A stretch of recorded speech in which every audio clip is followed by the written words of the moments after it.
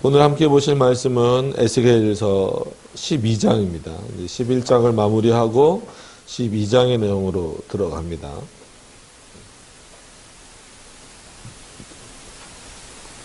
구약성경 1163페이지쯤에 있습니다. 에스겔 12장 1절에서 7절까지의 말씀입니다. 제가 봉독해 드리도록 하겠습니다. 여호와의 말씀이 또 내게 임하여 가라사대 인자야 내가 패역한 족속 중에 거하도다. 그들은 볼 눈이 있어도 보지 못하고 보지 아니하고 들을 귀가 있어도 듣지 아니하나니 그들은 패역한 족속임이니라. 인자야 너는 행구를 준비하고 낮에 그들의 목전에서 이사하라. 내가 내 처소를 다른 곳으로 옮기는 것을 그들이 보면 비록 패역한 족속이라도 혹 생각이 있으리라. 너는 낮에 그 목전에서 내 행구를 밖으로 내기를 이사하는 행구같이 하고 저물 때에 너는 그 목전에서 밖으로 나가기를 포로되어 가는 자같이 하라. 너는 그 목전에서 성벽을 뚫고 그리로 쫓아 옮기되 캄캄한 때에 그 목전에서 어깨에 메고 나아가며 얼굴을 가리우고 땅을 보지 말지어다. 이는 내가 너를 세워 이스라엘 족속에게 징조가 되게 함이라 하시기로 내가 그 명대로 행하여 낮에 나의 행구를 이사하는 행구같이 내어놓고 저물 때에 내 손으로 성벽을 뚫고 캄캄할 때에 행구를 내어다가 그 목전에서 어깨에 메고 나가니라. 아멘. 기도하도록 하겠습니다. 은혜가 풍성하신 하나님, 이 시간에도 하나님의 말씀을 함께 살펴보려고 합니다. 성령 하나님께서 은혜 내려주시고 또 이 말씀을 올바로 잘 우리가 깨닫고 이해할 수 있도록 인도하여 주셔서 어떤 것이 하나님 앞에 올바로 사는 것인가를 다시 한 번 더 확인하는 그런 시간들이 될 수 있도록 인도하여 주시옵소서. 예수님의 이름으로 기도드립니다. 아멘. 자, 오늘 제목도 그렇고 내용도 그렇고 이스라엘의 멸망을 예언하심입니다. 결론적으로 우리가 이렇게 하나님께서 에스겔 선지자를 통하여서 이스라엘의 멸망을 예언하는 내용을 보면서 우리는 그 반대로 이런 멸망을 오히려 하나님께서 이스라엘 향하여서 멸망을 내리시기보다는 은혜와 축복으로 그들을 감싸 안으시는 그런 하나님으로서 우리에게 다가오시기를 기대하는 마음과 소망하는 마음으로 보셨으면 좋겠습니다. 도대체 이스라엘 백성들이 어쨌거나 선민이잖아요. 그러니까 오해를 하시면 안 됩니다. 그러니까 이스라엘 백성들, 즉 육신적인 이스라엘 백성들이 전부 다 구원받는 건 아니에요. 즉 모두가 다 택자는 아니라는 겁니다. 이 당시에도 마찬가지예요. 그럼에도 불구하고 우리가 이스라엘 그러면 물론 영적 이스라엘 그러면 하나님의 백성을 말하는 게 맞지만 이스라엘 그러면 구약 시대에는 선민으로서 택함 받은 거예요. 민족적 택함도 있다는 거예요. 그 민족적인 택함 안에 택함과 하나님이 그 선택과 유기하신다 그러죠. 하나님이 천국에 데려갈 자들과 지옥으로 보내실 자들을 구별하신 것과는 약간 그 구별해야 되는 그런 점이 있음에도 불구하고 대부분 택자들은 당연히 구약 시대에는 이스라엘 백성들에게 육신적인 이스라엘 백성 가운데 있는 건 사실입니다.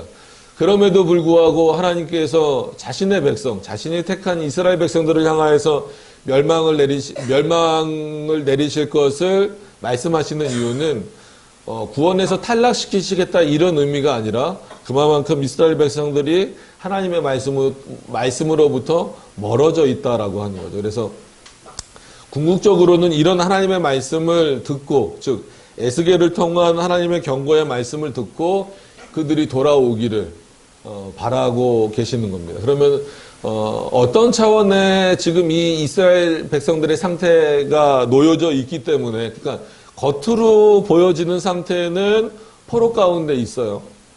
그러니까 자유롭지 못합니다.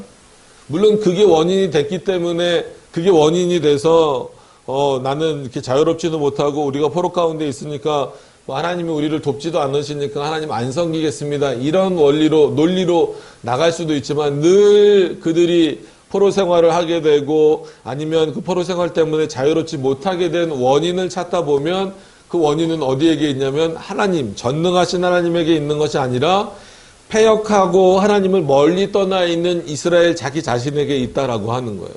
그래서 어떤 면에서는 우리도 마찬가지입니다. 하나님의 백성으로서 창세전에 하나님이 우리를 택하여 주셨다라고 하는 것은 뭐 불변한 진리지만 그렇다고 해서 그것이 이 땅을 살아나가는 데 있어서도 늘 편안하고 늘 즐겁고 늘 어려움이 없다라고 하는 어떤 그 증표가 되는 것은 아니에요. 하나님이 우리를 택하셔서 하나님의 나라를 인도하신 어떤 구원의 서정 가운데 때로는 힘들기도 하고 어렵기도 하는 그런 과정도 있지만, 즉 하나님이 연단하시는 그런 과정도 있지만, 더 나아가서 어떤 내용들도 있냐면 아무리 하나님의 택한 백성들이라 할지라도 그들이 하나님의 뜻을 버리거나, 그러니까 버린다라는 개념이 하나님의 말씀대로 살지 못하거나 하나님의 뜻대로 살려고 애쓰고 노력하지 못하는 모습들이 그들 안에 있을 때에는 아무리 택자다 할지라도 구원의 문제와 상관없이 이 땅에서 하나님의 형벌을 받을 수밖에 없다. 그 죄에 대한 책임을 질 수밖에 없다라고 하는 것을 기억하셨으면 좋겠습니다. 그래서 현대를 살고 있는 그리스도인들이 특히나 또 예정론을 안 갖고 있으면 안 갖고 있는 대로 마치 하나님이 결정하시지 못하는 분처럼 이해하는 경우가 있고, 또 예정론을 갖고 있으면 또 그것을 갖고 있는 대로 오해해서 우리는 뭐 하나님이 택하셨다라고 하니까 그냥 내 마음대로 살아도 되는 거구나. 어차피 우리는 천국 갈 건데. 그래서 그런 표현을 우리가 쓰죠. 하나님이 창조하신 목적, 하나님이 이 세상, 그리고 조금 좁히면 인간을 창조하신 목적은 구원에 있지 않다라는 거예요. 그런 사람들이 놀래요. 그럼 어디 있지? 어디 있을까요? 하나님 자신의 영광에 있어요. 저와 여러분들이 존재하는 그 목적 자체가, 그래서 늘 말씀드리는 것처럼 우리는 지금 소요리문답 80몇 문까지 왔지만 소요리문답 1문이 넘어가기 쉽지 않다라는 게, 우리 삶 속에서 그 소요리문답 1문을 실천해 가면서 사는 게 쉽지 않다라는 거예요. 인간의 제일 되는 목적이 뭐라고요? 하나님을 영원토록 영화롭게 하고 그를 즐거워하는 거예요. 하나님을 즐거워하는 거예요. 세상을 즐거워하는 방식이 아니라. 그렇기 때문에 창조의 목적 자체가, 즉 우리를 창조하신 목적 자체가 어떻게 보면 하나님 자신의 영광이에요. 구원은 우리에게 있어서나 굉장히 중요한 문제지 하나님에게 있어서는 구원은 중요한 문제는 솔직히 아니라는 거죠.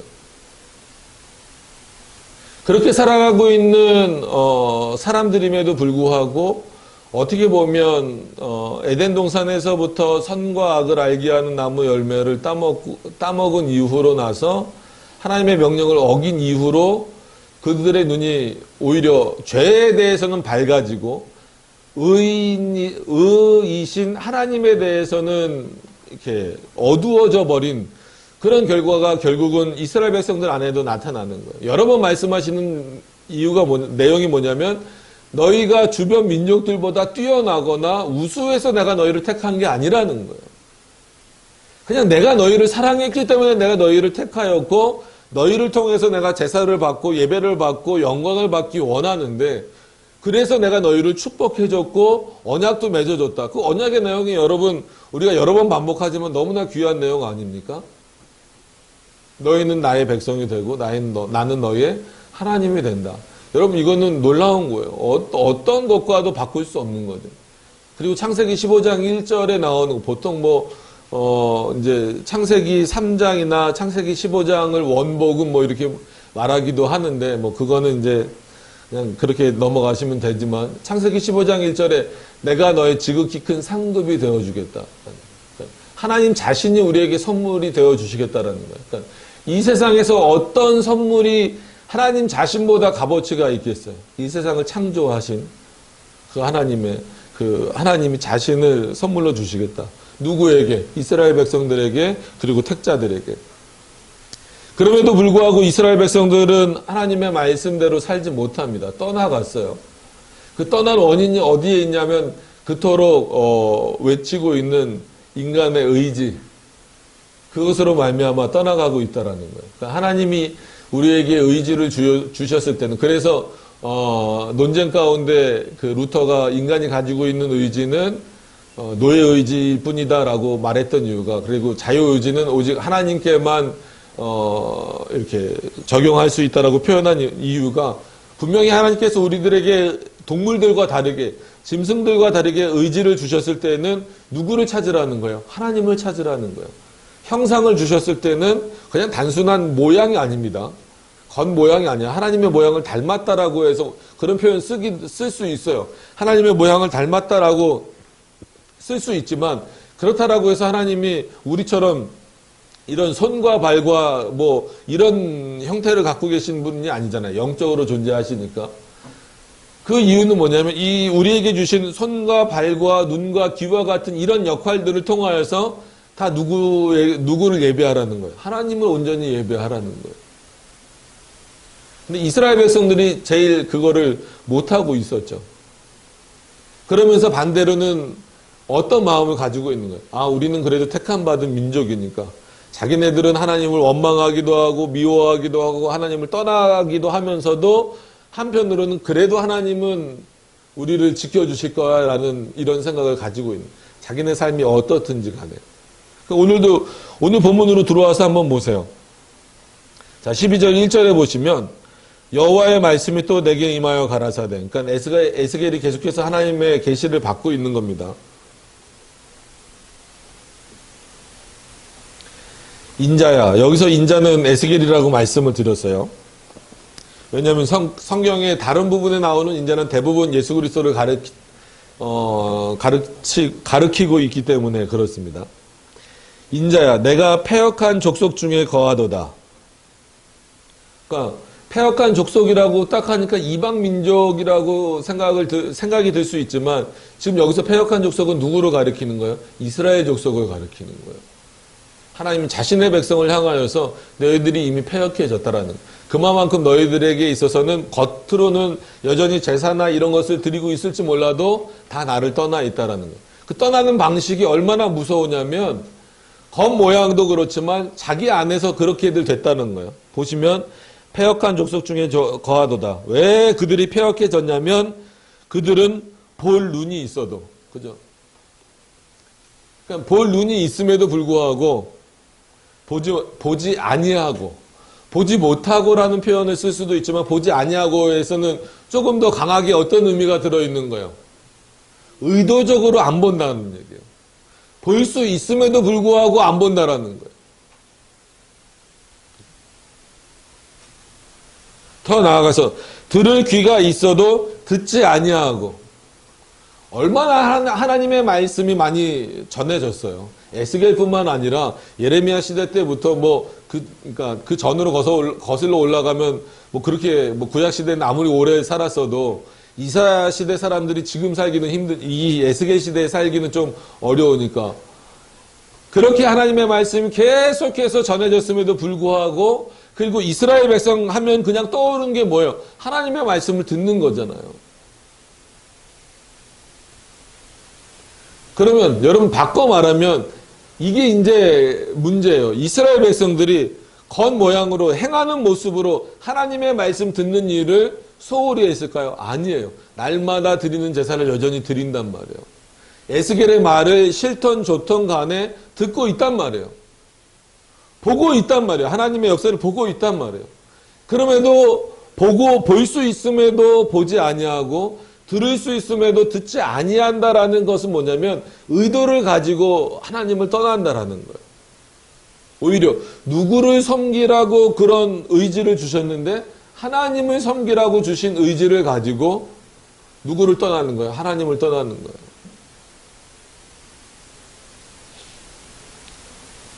그래 놓고선 자기네들은 잘못한 것이 없다라고 말하는 거죠. 물론 이거는 영적인 눈이 가리워졌다, 영적인 귀가 가리워졌다라고 말할 수도 있지만 그들의 맞습니다. 영적인 눈과 영적인 귀가 가려져 있는 게 맞아요. 그럼 그들에게 있어서 영적인 눈과 영적인 귀가 가려지게 된 원인은 꼭 그게 순서라고 말할 수는 없지만 보이는 부분에 있어서도 그들은 하나님을 올바로 섬기지 않았어요. 늘 말씀드리지만 에스겔서를 보면 어때요? 우상을 갖다 놓잖아요. 이게 내 신이라고 말하잖아요. 성전을 더럽히잖아요. 보이는 행동으로서. 그러니까 그 눈에 보이는 것만 따라가게 돼 있어요, 사람들은. 거기에만 치우치게 돼. 거기 뭔가 있는 것처럼, 신비로운 게 있는 것처럼 따라가게 돼 있습니다. 그러니까 실제로 봐야 될 하나님에 대해서는 바라보지 못하고 실제로 들어야 될 하나님의 말씀에 대해서는 듣지 못하는 거예요. 12장도 어떤 의미에서 보면 에스겔이 그렇게 하나님의 말씀, 이스라엘이 멸망할 것과 또 이스라엘이 얼마나 패역했는지에 대해서 계속 경고를 하는데 뒷부분에 가서는 우리가 나중에 이제 뭐 다다음 주나 뭐 이렇게 보겠죠. 무슨 내용이 나오냐면 그렇게 예언하는 에스겔을 멸시하는 거예요. 들었으면 저들이 내 말을 올바로 들었으면 에스겔을 멸시할까요? 아니면 회개하고 돌아올까요? 회개하고 돌아올 텐데 멸시한다는 거예요. 여러분 멸시하려면 뭔가 들어야 돼요. 뭔가 봐야 돼요. 여러분 보지도 않고 듣지도 않고 누구를 멸시할 수 있습니까? 그런 마음도 없어요. 뭘 봤기 때문에 뭘 들었기 때문에 멸시도 가능한 거예요. 뭐 이렇게 존경하거나 아니면 뭐를 높이는 것도 뭐를 보거나 뭐를 들었기 때문에 높일 수 있는 거지. 그냥 가만히 있는데 보지도 않고 듣지도 않았는데 그걸 높일 수는 없습니다. 마찬가지로 멸시하는 것도 뭐예요? 뭐를 보고 들었기 때문이에요.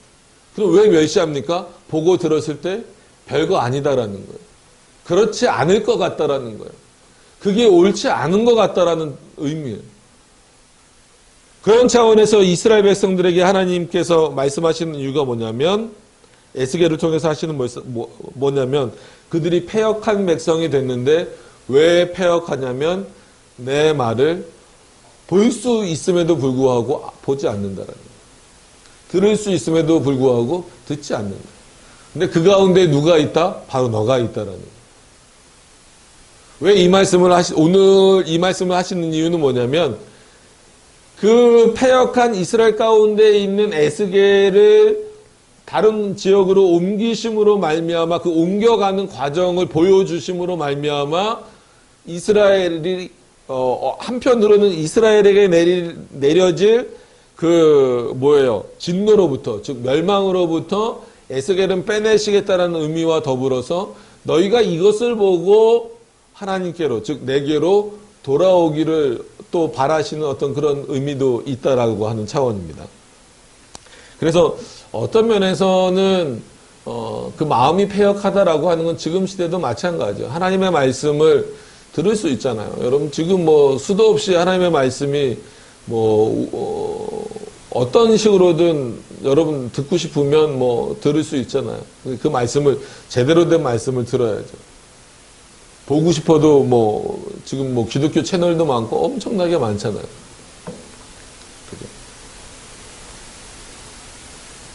그래서 3절로 넘어가서 보시면 인자야 너는 행구를 준비하고 행구라는 단어가 낯서실 수 있는데 그 이삿짐 같은 거를 이렇게 나르는 거예요. 예전에는 지금처럼 이렇게 짐이 많은 시대가 아니었고 항상 이렇게 돌아다닐 수밖에 없었던 시대였기 때문에 그리고 또 포로 생활을 하고 있었기 때문에 주로 포로들에게 이렇게 지어줬던 그런 보찜 정도는 아니고 우리나라 걸로 예를 들려니까 좀 그러네요. 이렇게 등에다 이렇게 지는 거 지게?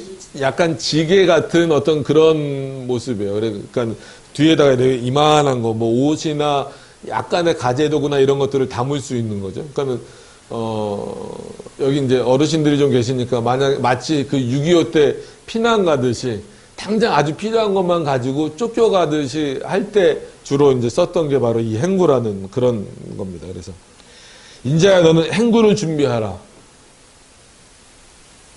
그리고 낮에 그들의 목전에 서라고 했으니까 패역한 이스라엘의 목전에서 그러니까 이스라엘이 다 볼 수 있는 앞에서 행하라는 거예요. 그러니까 저 에스겔이 갑자기 왜 저러지? 할 수 있도록 그들이 다 볼 수 있는 상황에서 하라는 거예요. 그들의 목전에서 이사하라. 그러니까 옮기라는 거예요. 옮기라는 건데 각주에도 나와 있고 찾아보면 도망가듯 쫓겨나가듯 아니면 끌려가듯 이런 차원의 이사입니다. 그러니까 단어가 이사라 그래서 여기로 저희가 이제 저희도 3일 동안 이사하고 또 명절 끼고 그랬더니 저도 좀 피곤한 것 같아요.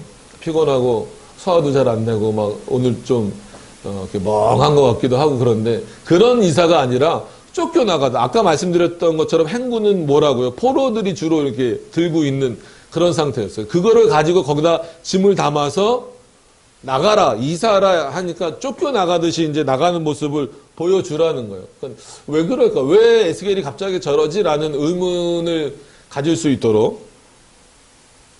그래서 내가 내 처소를 다른 곳으로 옮기는 것을 그들이 보면 비록 패역한 족속이라도 혹 생각이 있으리라. 그죠? 어떤 생각이라는 거예요? 에스겔이 왜 저럴까? 에스겔이 여태까지는 그래도 포로 가운데 있으면서 우리와 같이 포로 생활하면서 그래도 우리를 떠날 생각은 안 하고 있었는데 에스겔이 왜 떠나려고 하지? 그럼 혹시 하나님의 어떤 그 진노가 진짜로 임하는 건가? 좀 생각이 있으면 그랬으면 좋겠다라는 거예요. 근데 이스라엘 백성들은 그런 생각을 해요, 못 해요? 못 한다는 게 문제입니다.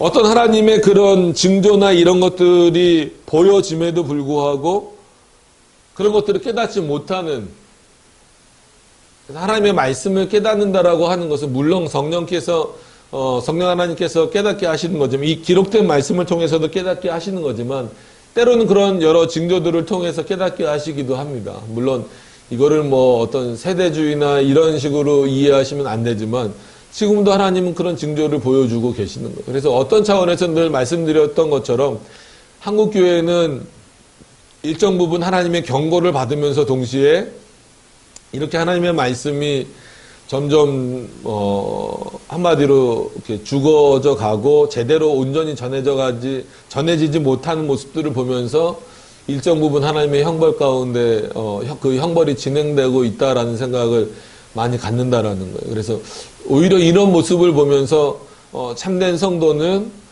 좀 정말로 그 눈이 깨어 있고 귀가 깨어 있는 성도들은 더 바른 말씀을 찾고 또 그 말씀대로 살기 위하여서 늘 마지막 때를 준비하는. 그래서 우리가 종말을 생각할 때도 크게는 두 가지 종말이 있다라고 말씀을 드렸잖아요. 그래서 첫 번째는 뭡니까?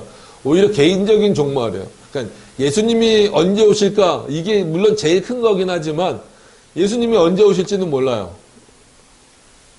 그러니까 인간의 판단력이 그거예요. 그러니까는 눈이 있어도 제대로 보지 못하고 귀가 있어도 제대로 듣지 못한다라는 것처럼 예수님이 내가 다시 오리라라고 말씀하시고 2000년이 넘도록 안 오시고 계시잖아요. 그러니까 저번에도 말씀드린 것처럼 교황이 뭐라 그래요? 예수님은 안 오실 수도 있다. 왜? 2000년이 지났으니까. 이건 1, 2년 기다리는 것도 아니고 2000년 동안 안 오시니까 예수님 안 오실 수도 있다.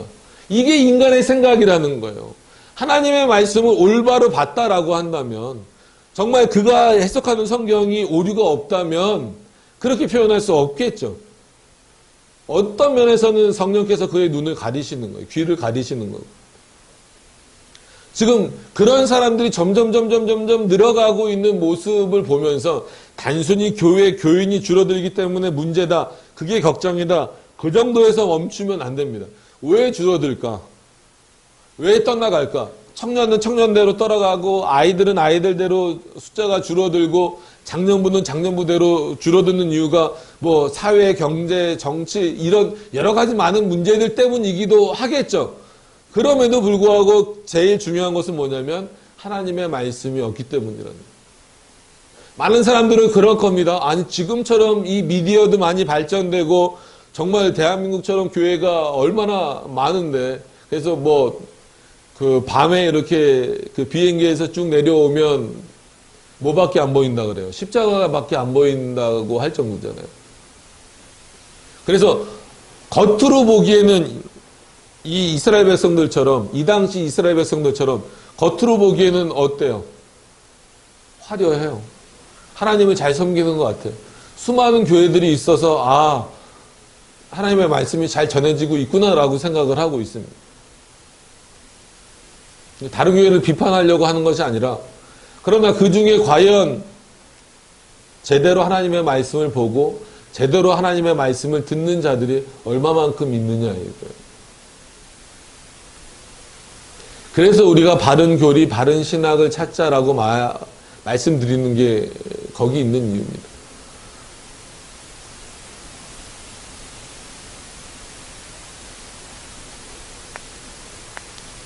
그래서 혹 그들이 생각이 있으리라. 생각이 있다면 도대체 에스겔이 왜 저러는지, 분명히 같은 포로라고 멸시하고 뭐 그러긴 했지만 그럼에도 불구하고 하나님의 말씀을 전하던 자였는데 저가 왜 자기 처소를 옮길까?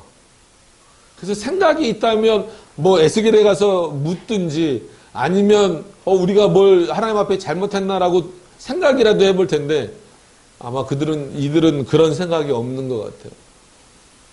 지금도 그런 차원에서 내 신앙이 올바른가, 우리 교회가 올바른가 늘 고민하고 하셔야 돼요. 그래서 우리가 지난주에 예배 끝나고 모였던 이유도 거기 있는 겁니다. 조금 더 바른 교회, 바른 개혁교회, 그 종교개혁 정신을 좀 이어나가기 위해서. 그래서 오늘부터 이제 시편 찬송으로 쭉 부르기로 했고, 또 반주 없이 부르기로 했기 때문에 이것만이 옳은 건 아닙니다. 시편 찬송과 반주할 수 있어요. 그런 교회들 비난하지 마세요. 시편 찬송과 일반 찬송 부를 수도 있어요. 그런 교회 잘못된 거 아닙니다. 그럼에도 불구하고 조금 더 어떤 게 더 성경적이고 어떤 게 더 바른 신앙을 찾는 것이냐 해서 우리 교회는 그렇게 찾아가고 있을 뿐이지, 그게 교만해져서 우리 교회만 하는 게 제일 옳은 거야 라고 생각할 필요는 없어요. 그렇게 하시면 그것 또한 뭘 쌓는 것과 똑같아요. 하나님 앞에 교만을 쌓는 것과 똑같다라는 겁니다.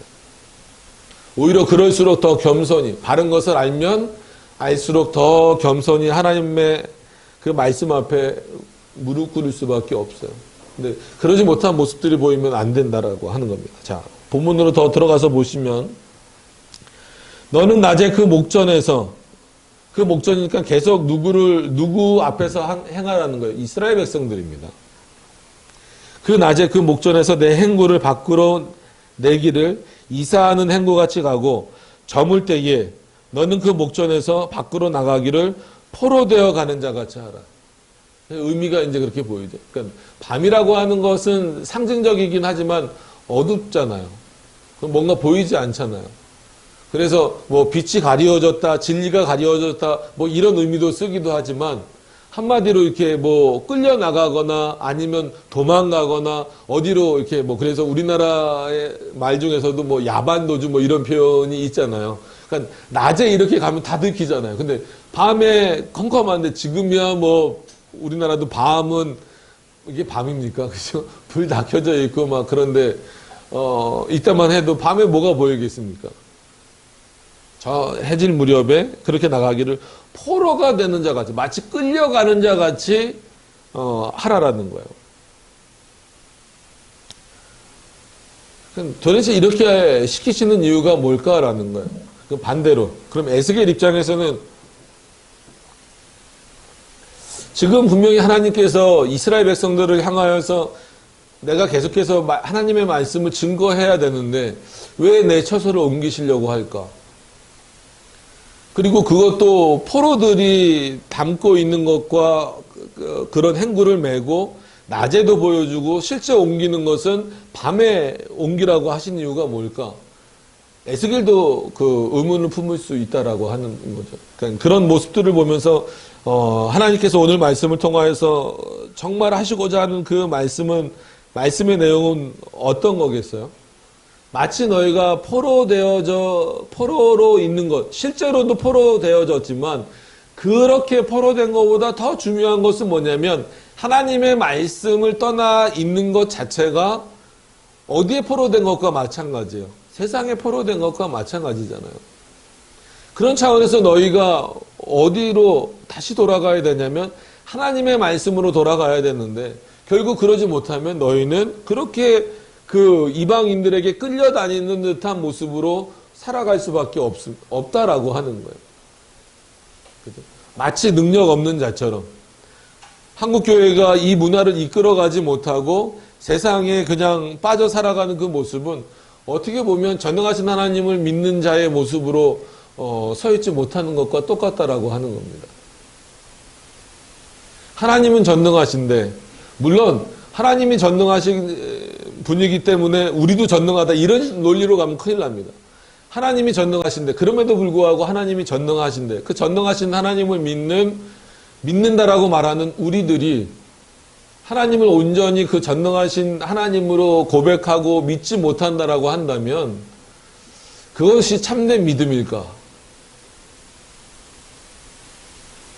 여러분, 오늘 이스라엘 백성들이 물론 결론적으로 보여지는 모습에서는 뭐가 없어요. 믿음이 없는 거예요. 믿음이 없는 건데 어떤 차원에서 믿음이 없는 것과 좀 구별이 돼야 될까요? 맨 처음부터 믿음이 없는 그런 자들과 그 믿음을 잃어버린 것과 이게 구별점을 좀 생각을 하셔야 돼요. 어떻게 하나님이 주신 믿음은 성령 하나님의 선물이라고 했는데 그 믿음을 잃어버릴 수가 있지? 어떤 차원에서 그럼 잃어버리게 되는 겁니까? 성령께서 능력이 없으셔서 잃어버리게 하시는 거예요? 아니에요. 분명히 믿음은 하나님이 주신 선물이에요. 그럼에도 불구하고 우리가 하나님의 말씀대로 올바로 살아가지 아니할 때에는 마치 그 믿음을 모한 자처럼, 잃어버린 자처럼 살아갈 수밖에 없어요. 바꿔 말하면 저와 여러분들이 하나님의 백성이라고 말하면서도 이 세상 가운데, 교회에서도 마찬가지고 이 세상 가운데 살아가면서도 하나님의 말씀대로 살지 못하고 내가 그리스도임을 드러내지 못하면 마치 세상 사람과 별반 다를 게 없이 살아갈 수밖에 없다라는 거예요. 거기서 즐거움을 찾게 되고 거기서 내가 원하는 것을 찾게 되고 정말 봐야 될 것을 바라보지 못하고 정말 들어야 될 것을 듣지 못하는 자가 된다라는 거예요. 그런 차원에서 예배는 점점 축소되어져 가고 하나님의 말씀은 점점 좁혀져 가는 거예요. 전능하신 하나님의 말씀이고 광대하신 하나님의 말씀. 여러분, 성경을 몇 번 봤다라고 해서 성경을 100% 다 이해할 수 있습니까? 없어요. 어떤 신학자도 없습니다. 보통 개혁주의 하면은 가깝게는 바빙크도 얘기하지만 칼빈 얘기를 주로 많이 하죠. 어거스틴 얘기도 하고. 그럼에도 불구하고 칼빈과 어거스틴에게도 하나님이 모든 것을 다 주시진 않았어요.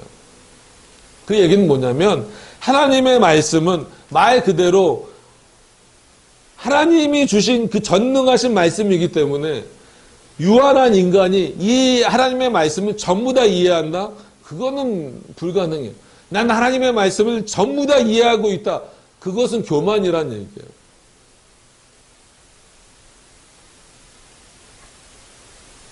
왜냐하면 어떤 면에서는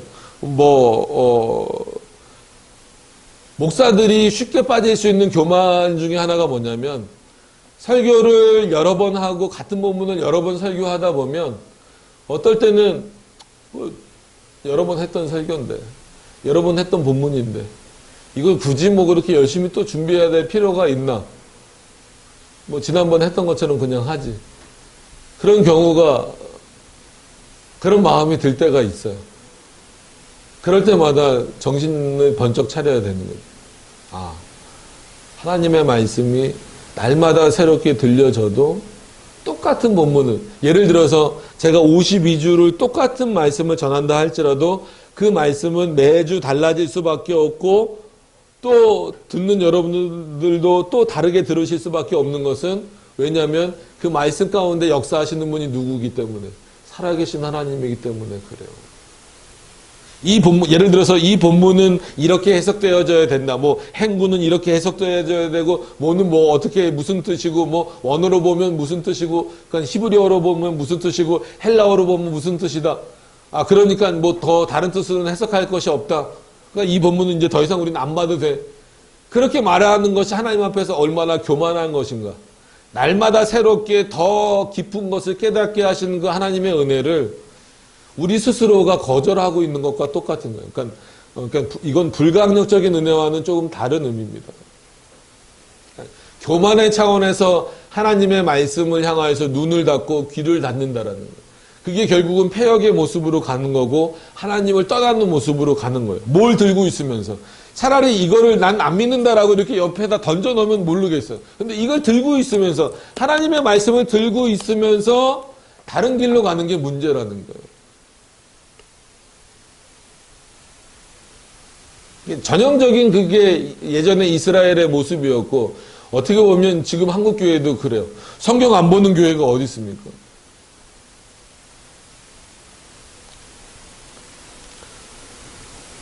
자, 그런 차원에서 하나님께서는 이스라엘 백성들을 어떻게 보면 첫 번째는 분명히 하나님의 진노가 임하는 거지만, 두 번째는 또 뭐 첫 번째, 두 번째 나누긴 참 애매하지만, 그럼에도 불구하고 뭐 이해하시기 쉽게 첫 번째는 하나님께서 이스라엘을 멸망시키겠다라는 그것에 대한 그 내용으로서 오늘 내용이 지금 진행이 되고 있는 거고, 두 번째로서는 그럼에도 불구하고 이 에스겔의 어떻게 보면 독특한 행동이잖아요. 갑자기 짐을 싸서 거처를 옮길 준비를 하고 밤에 그것을 실행하라는 거예요.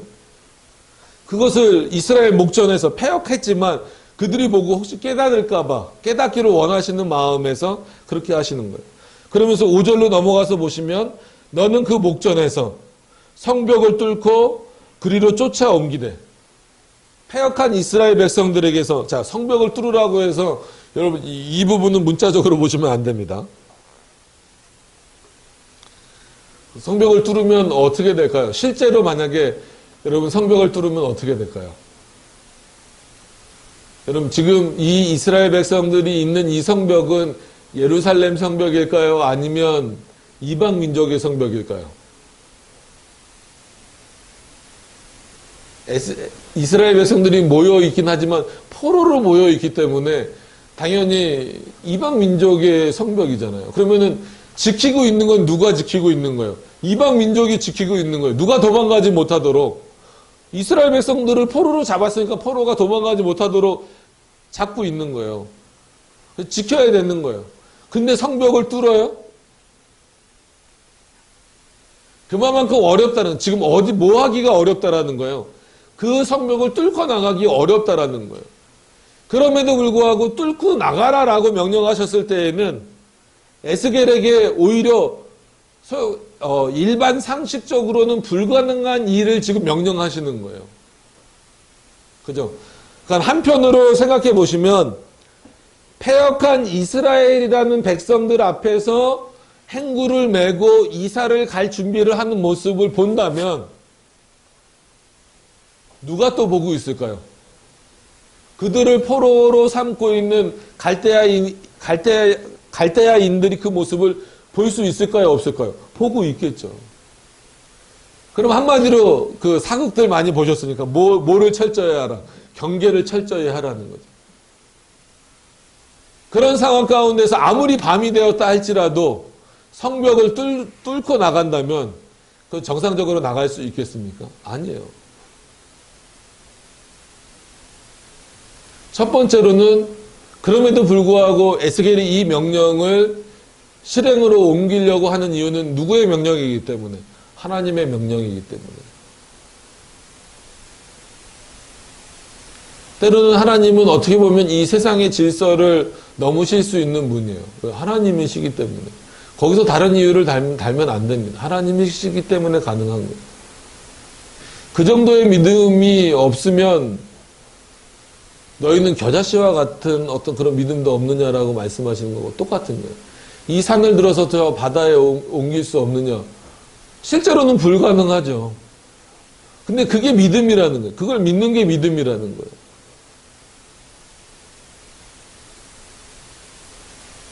제가 그 창조에 대해서 글을 쓰면서도 준비하면서도 이제 그 다음 학기 때 창조에 대해서 이렇게 전할 곳이 있어요.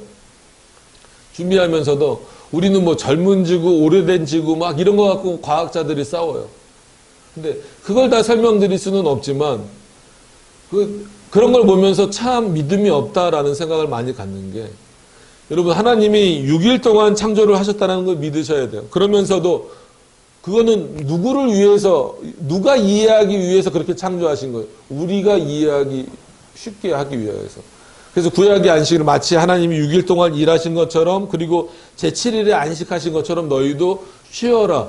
이래서 안식일 개념을 주신 거잖아요. 그러면 하나님의 능력으로 볼 때는 어느 한순간에 이 세상을 창조하실 수 없을까요? 있어요. 하나님 그러실 수 있는 분이에요. 그러니까 이제는 우리나라 과학책들도 예전엔 지구과학이었는데 요즘엔 뭘로 바뀌었는지 모르겠어요. 지구과학이라든지 아니면 뭐 물리라든지 이런 거 하면서 이젠 과학자들이 그 탄소연대법 이런 거 안 씁니다. 아무리 진화론주의자들이라도 탄소연대법이 가지고 있는 이 그 문제점이 워낙 많기 때문에. 그러면 칠판이 있으니까 자꾸 쓰게 되는데, 여기는 이렇게 지평선이 돼서 예를 들어서 인간이 측정하기에 뭐 한 50만 년 정도 된 것 같다. 근데 여기는 막 이렇게 패인 곡선이 나와요. 그러니까 여기는 뭐 침식작용 뭐 이런 거 있죠. 그렇기 때문에 이건 한 150만 년 정도 된 것 같다. 이렇게 측정을 하는 거예요. 그러면 이거는 인간의 측정의 방식이고, 하나님은 한순간에, 그 전과 같은 한순간에 50년, 그러니까 50만 년, 우리가 보기에 50만 년 돼 보이는 지평선과, 그러니까 해안선이라고 합시다. 해안선과 그 바로 옆에 150만 년 정도 돼 보이는 그런 어떤 굴곡이 있는 해안선을 만드실 수 없느냐는 거예요.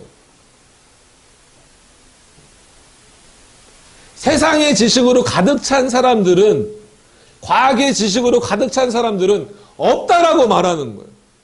아무리 하나님이어도 그렇게 할 수 없다라는 거죠. 교회를 다니는 사람들 중에도 많아요.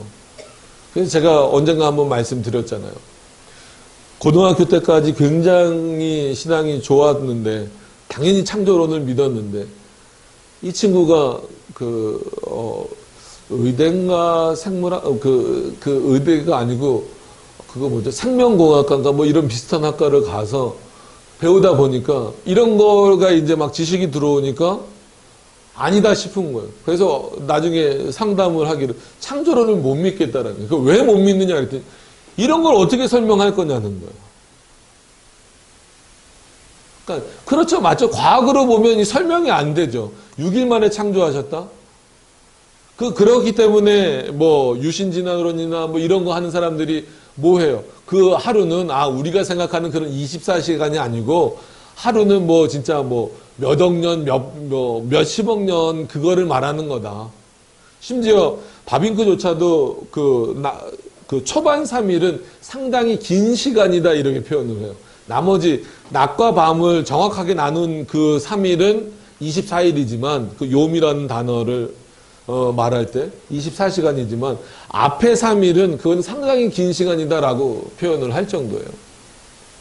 그러니까 그만큼 이게 어려운 문제입니다. 제가 왜 이런 말씀을 드리냐면, 하나님을 믿는다라고 했을 때에는 여러분들이 어떤 그 세상적인 지식을 갖고 있든지 간에 전과 같은 순간에도 하나님은 이런 것을 동시에 창조하실 수 있다. 그러니까 우리 눈에 보이기에 그렇게 창조하실 수 있다라는 그 믿음이 과연 있느냐는 거예요. 오늘 말씀에서도 왜 이런 내용이 이런 내용을 말씀드리냐면, 잘 생각해 보세요. 이스라엘 백성들 앞에서 지금 이 일을 행하라고 하셨지만 결국은 그거는 누구도 보고 있어요. 이방 민족도 보고 있어요. 그리고 이방 민족의 성벽을 뚫고 나가라? 내버려 두겠습니까? 그만큼 나가기 어렵다라는 거예요. 한마디로 경계가 삼엄하다라는 거예요. 그럼에도 불구하고 너는 누구를 의지하고 나가라는 거예요? 나를 의지하고, 내가 나가라고 명했으니까 너가 나갈 수 있도록 지켜줄 것이다. 그 예로서 들어주신 게 뭐예요? 성벽을 뚫듯이 나가라는 거예요.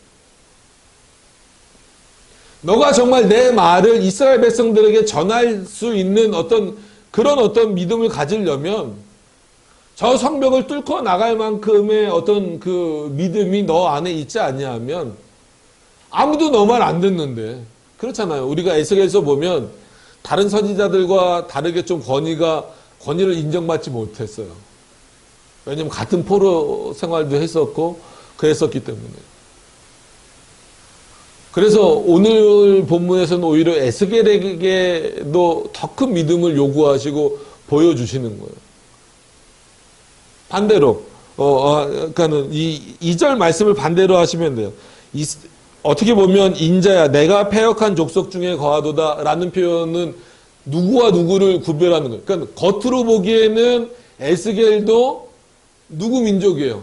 이스라엘 민족이기 때문에 겉으로 보기 구별이 됩니까? 안 됩니까? 안 돼요. 겉 모양새도 비슷할 거고 지금 포로 생활하는 것도 똑같단 말이에요. 그러나 하나님 안에서는 지금 누구와 누구를 구별하고 계시는 거예요. 에스겔과 패역한 이스라엘을 구별하시는 거예요. 저들은 안 믿는데 너는 과연 믿겠느냐 이거. 그 믿음이 뭐냐? 성벽을 뚫고 나갈 수 있는 그런 믿음이래요. 그거는 진짜 성벽을 뚫는다는 의미보다도 하나님께 대한 신뢰를 얼마만큼 가지고 있느냐라는 거예요. 내가 너에게 여태까지 보여줬던 환상들, 지금 말하고 있는 이런 계시들, 이런 내용들을 얼마나 담대히 그들이 듣든지 아니 듣든지 안 듣는 경우가 훨씬 더 많았겠죠. 그럼에도 불구하고 그들을 바라보는 것이 아니라 오직 살아계신 하나님, 지금 내가 너에게 말하고 있는 그 하나님만 바라보면서 이스라엘 백성들에게 말씀을 전할 수 있느냐는 거예요. 자, 6절로 넘어가서 보시면 캄캄할 때에 그 목전에서 어깨에 메고 나가며 얼굴을 가리우고 땅을 보지 말지어다. 이는 내가 너를 세워 이스라엘 족속에게 징조가 되게 하려 하심이라. 그러니까 가깝게는 어떤 징조예요? 처소를 옮김으로 말미암아 이제 곧 뭐가 임할 것이다. 하나님의 진노가 이스라엘 땅에 임할 것이다라는 그 징조가 되기도 하고 그 에스겔이 움직이는 모습을 통하여서 하나님이 어떤 분이신구나라고 하는 것을 깨닫게 하시는 그런 어떤 그 징조도 되는 거예요. 근데 이런 징조들을 보여줌에도 불구하고 마치 징조 그러니까 너무 신비로운 것 이런 것으로 생각하시면 안 됩니다. 지금은 새로운 징조를 찾으시면 안 돼요. 그죠? 이 성경을 해석하실 때 에스겔도 이런 징조를 갖고 있었으니까 지금도 이런 징조들이 보여져야 되겠지라고 생각하는데 지금의 가장 큰 징조는 뭡니까? 하나님의 말씀이에요. 그죠? 성경의 계시가 완성된 이후에는 다른 징조는 개인적인 어떤 말씀으로 돌아오는 차원에서의 조명의 차원에서의 그런 부분은 있을지 몰라도 계시적 차원에서의 징조를 말하면 큰일 납니다. 그렇기 때문에 종말론에서도 그런 징조를 말하는 것을 거부하는 거예요. 거절하는 겁니다. 개인적인 신앙에 있어서는 뭐 하나님이 꿈도 꾸게 하실 수도 있고 하지만 그것은 마치 말씀으로 여러분들을 인도하는 차원에서 역사하시는 거지 그것을 가지고 하나님의 말씀을 떠나버리면 안 됩니다. 신비롭게 여기서 막 그렇게 가시면 안 돼요. 그러나 이때는 계시가 진행될 때고 하기 때문에 당연히 에스겔 자체가 징조가 되는 거예요.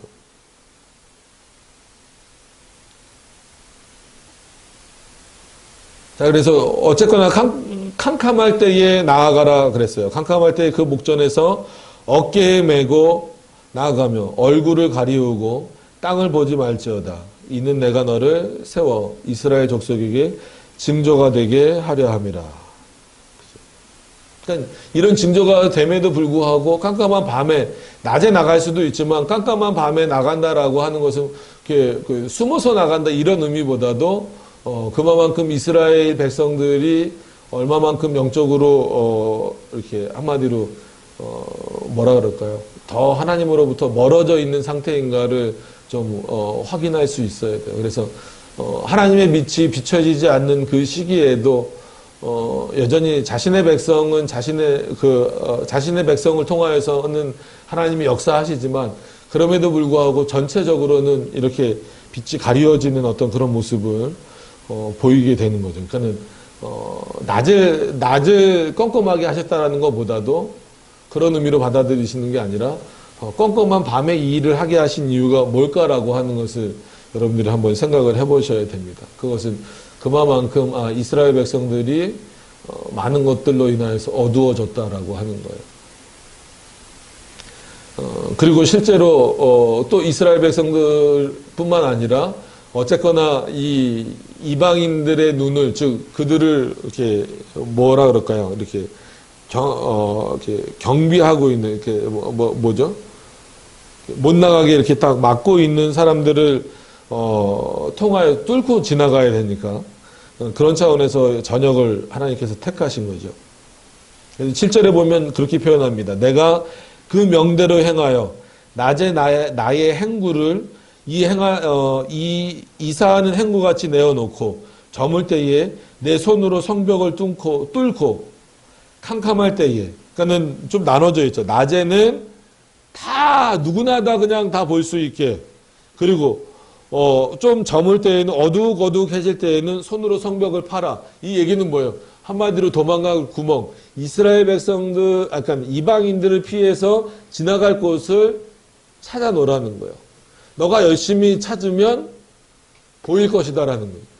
왜? 누가 준비해 놓으셨기 때문에. 하나님이 준비해 놓으셨기 때문에. 그래서 뭐 똑같은 예라고 할 수는 없지만 사도들이 옥에서 이렇게 나올 때에 하나님께서 누구의 눈을 가리우십니까? 간수의 눈을 가리우시잖아요. 그와 같은 방식이 있는 거죠. 하나님 그렇게 하실 수 있다라는 거예요. 내가 그 명대로 행하여 낮에는 나의 행구를 이사하는 행구같이 내어놓고 저물 때에는 내 손으로 성벽을 뚫고 깜깜할 때에는 행구를 내다가 그 목전에서 어깨에 메고 나가니라. 이 본문을 보면서 좀 이상하다는 생각이 안 드세요? 뭐가 이상한 것 같아요? 왜 안 막을까? 누가? 이방 민족이 왜 안 막을까? 바꿔 말하면 이거는 안 막는 겁니까? 못 막는 겁니까? 못 막는 거죠. 못 막게 하시는 거죠. 그러니까 지금 이스라엘 입장에서는 그들이 아무리 패역했고 뭐 했던 건 간에 어떤 마음을 가지고 있냐면 우리는 여기서 나갈 수 없다라는 사고를 가지고 있는 거예요. 근데 하나님께서 에스겔을 통하여서 보여주신 이유는 뭐냐면 너희가 낮에 움직이건 어둑어둑해질 때 성벽을 뚫어요. 그거 다 봐요. 이스라엘 백성들만 보는 것이 아니라 이방인들도 보고 있어요. 그 성벽을 지키는 자들도 보고 있어요. 근데 가만히 있는 거예요. 그리고 뚫어놓은 곳으로 저녁에 메고 나가요. 아무리 깜깜하다 할지라도 뭐 그때도 횃불도 있고 다 있습니다. 그 성벽에는. 그러지 않으면 그 성벽이 있을 이유도 없고 거길 지킬 이유도 없는 거예요.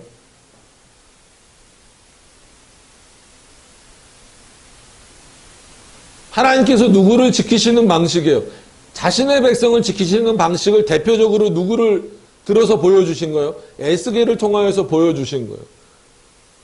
내가 정말 능력이 없어서 너희를 포로 가운데 내버려 두는 것이 아니라 저 갈대아인 가운데 내버려 두는 것이 아니라 너희가 패역했기 때문에 내버려뒀다 이거예요. 그러나 에스겔과 같은 자들, 정말 나를 향하여서 눈이 열려 있고 귀가 열려 있는 자들을 통하여서는 그들을 어떻게 내가 구할 것이냐면 누구보다 큰 하나님으로 알려주시는 거예요. 포로로 잡혀져 있는 그 갈대아인보다 큰 하나님으로 알려주시는 거예요.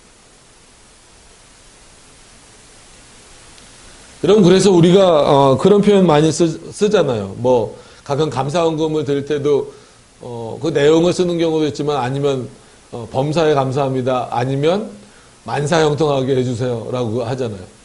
여러분, 만사형통의 의미가 뭔 것 같아요? 여러분, 우리는 다 만사형통 해야 됩니다. 근데 이거를 단순히 어떤 뭐 그런 기복적인 신앙이라기보다도 만사형통의 개념은 뭐냐면 하나님이 모든 것보다 크시다라는 믿음이 있어야 되는 거예요.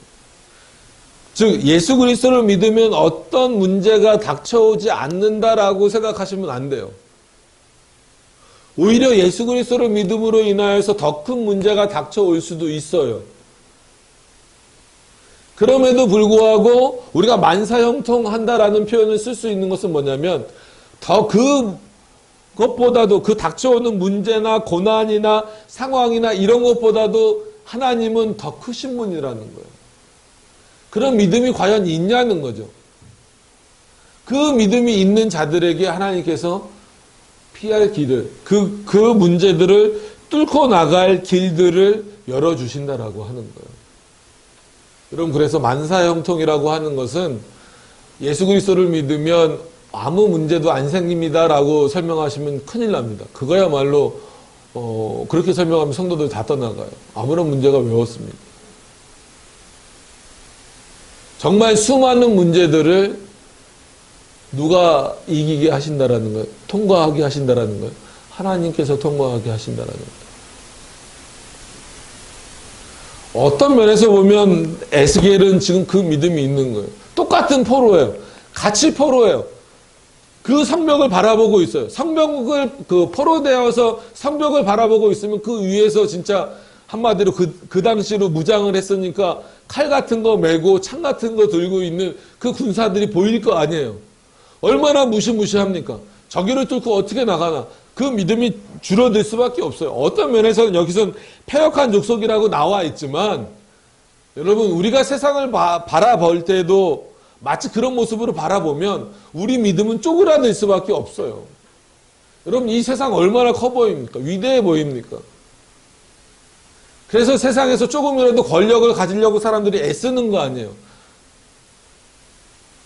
돈을 벌려는 이유도 단순히 그냥 밥 세 끼 먹을 정도가 아니라 돈을 많이 벌면 벌수록 돈이 권력이 되는 것처럼, 돈이 명예가 되는 것처럼, 그것이 모처럼 보이는 거예요. 이 포로 생활하고 있는 이스라엘 백성들에게는 그 성벽처럼, 그리고 그 성벽을 지키고 있는 그 무시무시한 군인들처럼 보이는 거예요. 저기를 어떻게 뚫고 나갈까? 그게 눈에 보이는데 하나님의 말씀이 귀에 들어옵니까? 하나님의 말씀이 눈에 보여집니까? 우리는 에스겔서를 보면서 왜 이 백성들이 이렇게 패역하지? 어떻게 하나님이 살아계신데 이렇게 패역하지? 하나님이 그렇게 돌아오라고 에스겔을 통하여서 말씀하시는데 패역하지? 라고 생각하지만 지금 우리의 모습을 돌이켜보면 꼭 이때로 대입시키지 않아도 지금 우리의 상황을 보더라도 비슷할 수 있다는 거예요. 믿음이라고 하는 것은 분명히 하나님이 선물로 우리들에게 주신 거지만 결코 그 믿음을 잃어버리지는 않아요. 그러나 그 믿음이 약화될 수 있는 것은 세상의 그 어마어마한 것들을 바라보기 때문에 그래요. 근데 문제는 하나님은 어떤 분이라는 거예요. 우리가 세상에서 보기에 그 어마어마한 것보다 하나님은 어떤 분이다? 더 크신 분이다.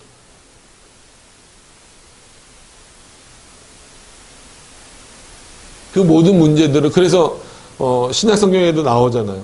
너희가 염려한들 너희 길을 한 자나 더 할 수 있느냐. 그 얘기는 뭐예요? 염려하지 말고 기도하라는 내용인데 그 기도에 있어서의 가장 핵심은 뭐예요?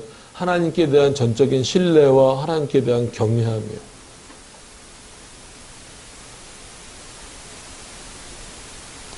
여러분, 포로 생활을 하는 그 행구가 됐건, 포로 생활을 할 때 매는 행구가 됐건, 그것을 메고 나가든, 이사를 가든, 어떻게 하든지 간에, 에스겔은 지금 어떻게 하고 있어요? 과감하게 성벽을 뚫고 있어요. 저녁 때가 돼서 그들을 따돌리고 나가던 건 간에, 뭐 하던 건 간에, 누구를 신뢰하기 때문에, 하나님의 명령이기 때문에 가는 거예요. 다른 이유가 없어요. 오늘 말씀해 보세요. 에스겔이 갑자기 잘 보니까 성벽의 저쪽 부분은 약해 보이네. 저기를 몰래 가서 파면 되겠네. 어두울 때 가서 파내면 되겠네. 어두울 때 파지도 않았어요. 저녁 때 어둑어둑해질 때라 그랬어요. 그리고 파놨다가 얼른 거기로 지나가면 내가 자유의 몸이 되겠네. 에스겔이 생각하지 않았어요. 다시 1절로 돌아가서 보시면 뭐라고요? 여호와의 말씀이, 저는 이런 부분이 참 중요한 것 같아요. 우리에게 있어서, 저에게도 그렇고 여러분들에게 있어서도 그렇고, 이때 이 에스겔에게 있어서도 마찬가지고, 오히려 패역한 이스라엘에게도 마찬가지고, 지금 현대를 살아가고 있는 그리스도인들에게도 마찬가지고, 여호와의 말씀이 또 내게 임하여 가라사대.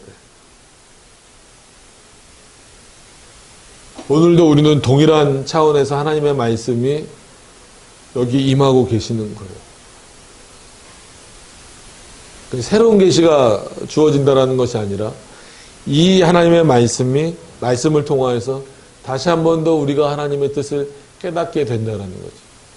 그리고 깨달아야만 한다라는 거예요.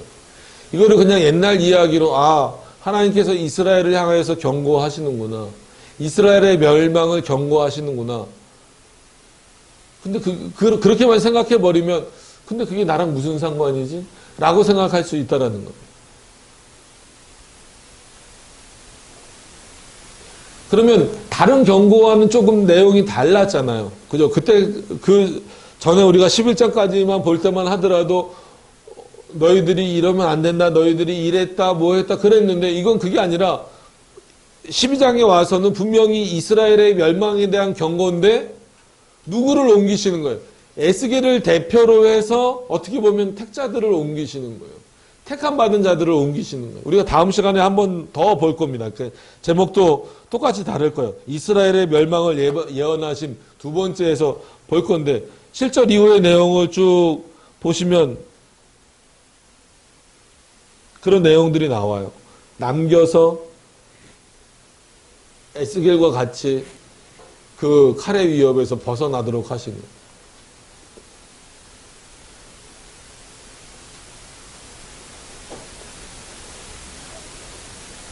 그러니까 이중적인 거죠. 뭐가 이중적인 겁니까? 이미 하나님의 심판이 진행되고 있는 겁니다. 왜? 포로 생활을 하고 있으니까.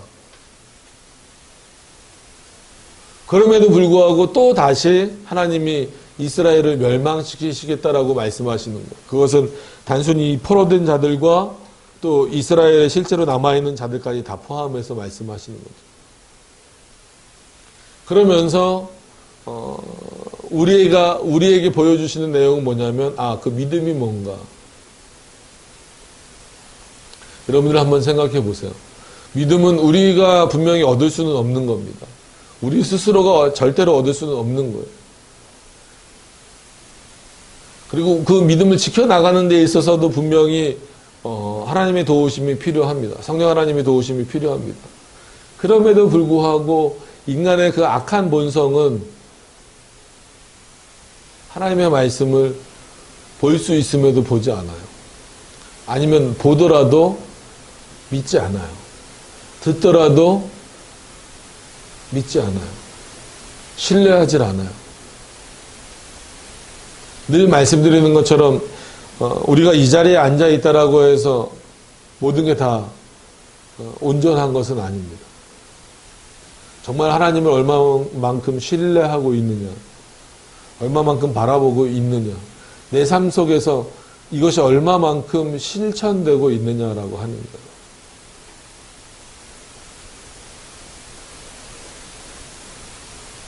왜냐하면 그 신약 성경도 마찬가지지만 특히나 구약 성경은 좀 우리가 이렇게 그 받아들이는 느낌상 좀 멀어 보여요. 그죠? 옛날 과거 일이기 때문에 멀어 보여서 그냥 이 본문이 이랬다더라 그냥 그 정도 얘기하고 우리가 끝나버리면 그러니까 뭐 예전엔 그랬구나. 근데 우리랑은 뭐 좀 직접적으로 뭔가 연결되는 게 없는 것처럼 생각하지만 그렇지 않습니다.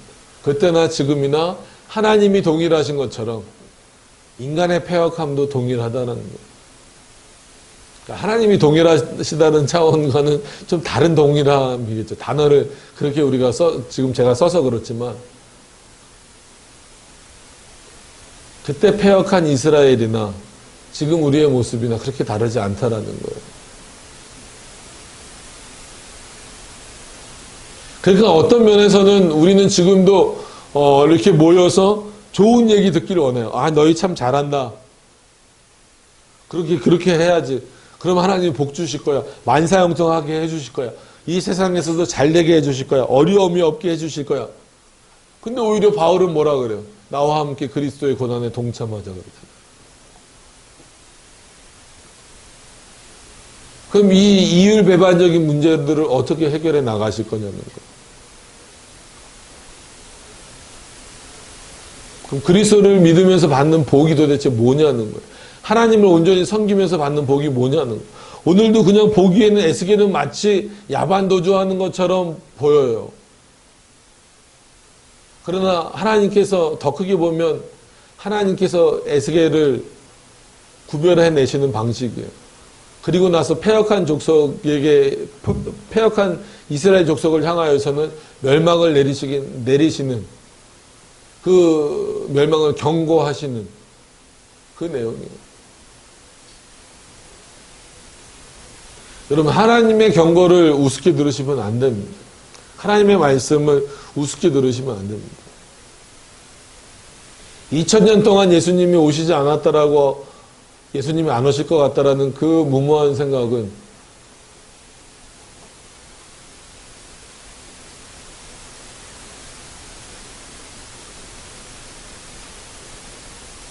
우리들의 신앙 전체를 파괴하는 것과 동일하다라는, 기독교 전체를 무너뜨릴 수 있는 그런 내용들이다라고 하는 거.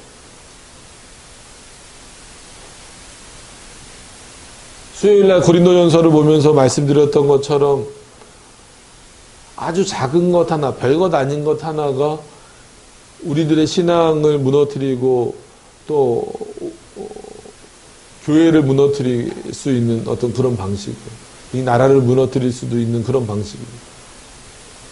그런 차원에서 참 무섭죠. 그래서 이 에스겔서를 늘 볼 때마다 저는 그렇게 느끼는데 여러분들은 어떤 것들을 깨달으시는지 모르겠어요. 참 저는 개인적으로 에스겔을 보면서 에스겔이 뭐 불쌍하다 뭐 이런 것보다도 정말 하나님의 말씀을 깨닫는다라고 하는 것이 이렇게 어렵구나. 그런 차원에서 과연 내 능력으로 하나님의 말씀을 전할 수 있을까? 내 능력으로 하나님의 말씀을 깨달을 수 있을까? 내가 보고 듣는 것으로 하나님을 온전히 이해할 수 있을까? 하나님의 뜻이 무엇인지 확인할 수 있을까? 결국은 하나님의 도우심이 아니고선 불가능하겠구나라는 생각을 끊임없이 합니다.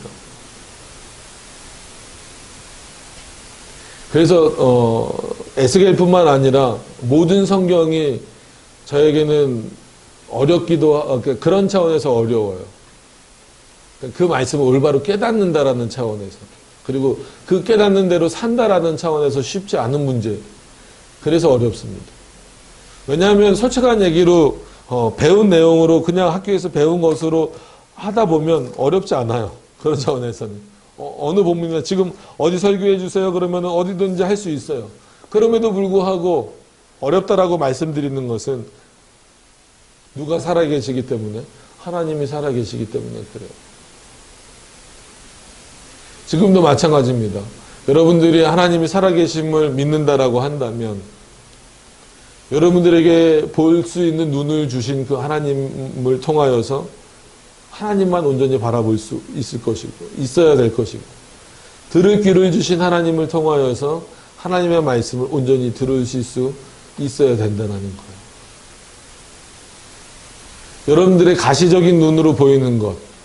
그래서 실제로 우리가 이 눈으로 볼 수 있는 거는 뭐밖에 없다 그랬어요? 가시광선밖에 못 보잖아요. X선도 못 보고 감마선도 못 보잖아요. 가시광선만 보는 거예요. 그리고 얼마나 멀리 보시겠어요? 아무리 눈이 좋아도 뭐 2.0 뭐 이 정도밖에 안 되잖아요. 요 벽 옆에 슈퍼가 있다는 걸 알지만 무슨 일이 일어나는지 모르잖아요. 누가 손님이 몇 명 왔다 갔다 하는지도 모르잖아요. 이런 눈을 가지고, 이런 한계를 가지고 있는 우리가, 그리고 아무리 들어도 저 굉장히 잘 들어요. 그러니까는 저 멀리서 제 욕하지 마세요. 예전에 제가 그 교회 버스 몰 때도 저 뒤에서 하는 얘기를 본인들끼리 하시는 얘기인데 듣기 싫어도 제 귀에 들려요. 그래서 제 욕을 하셨다는 게 아니라 이제 다른 얘기를 하는데, 아, 그건 뭐 이런 거예요? 라고 대답했더니 그 뒤에서 목사님 그 제 얘기가 들려요? 네, 잘 들립니다. 제 욕하지 마세요. 그때도 이제 농담 비슷하게 얘기했는데, 들어봤자 사람들 귀에 뭐 얼마나 많은 걸 들을 수 있겠어요? 얼마나 멀리 있는 걸 정확하게 들을 수 있겠어요? 그럼에도 불구하고 하나님은 모든 것에 대한 아이디어를 다 갖고 계신 거예요. 그러니까 하나님의 형상대로 우리가 지음을 받았다라고 하는 것은 그것을 단순히 모양으로만 끌고 가셔서는 안 돼요. 약간 형상과 모양을 또 구별하기도 하지만 뭐 지금 그거를 다 말씀드릴 수는 없지만 하나님 안에 그런 아이디어가 다 있는 거예요. 하나님은. 마치 볼 수 있는 눈과 같은 아이디어, 들을 수 있는 귀에 대한 아이디어들이 하나님 안에는 다 있어요.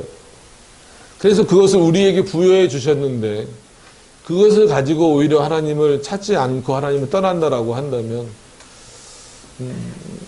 그것은 정말 죄악이 얼마나 큰 것입니까? 우리 지난 시간에 수요일 문답하면서도 죄에 대해서 정의를 내렸잖아요. 죄는 뭐라고요? 하나님을 떠나는 것이다. 하나님을 믿지 않는 것이다라고 합니다. 지금도 수많은 사람들이 어떻게 보면 보고 있어도 보지 못하고 듣고 있어도 듣지 못하는 세대가 됐습니다. 점점 더 그런 세대가 돼 오고 있기 때문에 교회 밖에 있었던 문제들이 이제 교회 안에 막 흘러 넘쳐 들어오고 있어요.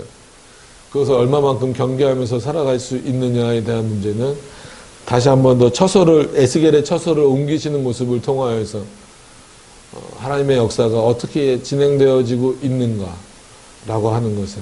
그래서 한번 에스겔 1장이나 에스겔 그 10장인가요? 여기서 다시 언급되었었던 바퀴 안에 바퀴가 돌아가는 그러한 모습들과 같은 혼돈.